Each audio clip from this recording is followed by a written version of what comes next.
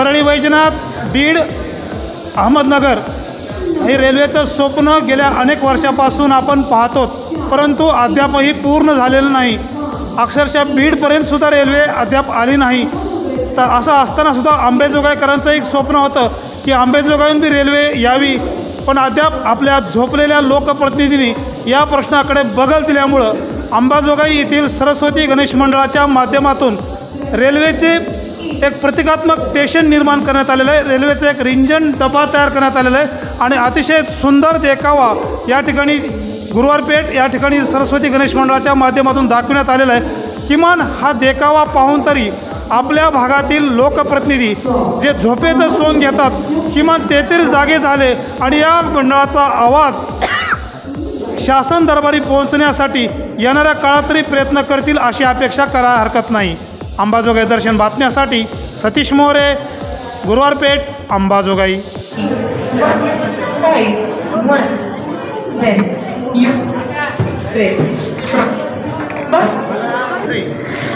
नमस्कार, सरस्वती गणेश मंडळ गुरुवारपेठ अंबाजोगाई तर्फे मी रचना परदेशी आपल्या सर्वांचं स्वागत करते। आज गणपतीचा गणेश उत्सवाचा शेवटचा दिवस आणि आरास देखावा सगळीकडेच असतो। अंबाजोगाईमध्ये रेल्वे जंक्शन व्हावं, रेल्वे यावी, हे प्रत्येक अंबाजोगाईमध्ये राहणाऱ्या नागरिकाचं स्वप्न आहे आणि ही स्वप्नपूर्ती करण्याचा एक छोटासा प्रयत्न सरस्वती गणेश मंडळाने यावर्षी गणेशोत्सवाच्या आरास देखाव्यामध्ये केलेला आहे। अंबाजोगाई शहरामध्ये जर रेल्वे आली तर दळणवळणाच्या सोबत एक वेगळी रोजगार संधी उपलब्ध होऊ शकते।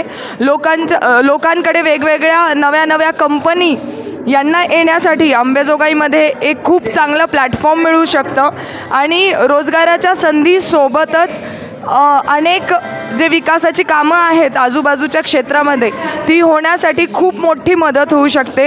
हे प्रत्येक अंबाजोगाईकराला वाटतं आणि तोच प्रत्येक अंबाजोगाईच्या मनातली इच्छा पूर्ण करण्यासाठी सरस्वती गणेश मंडळ यांच्यामार्फत हा आरास देखावा आपण ठेवलेला आहे।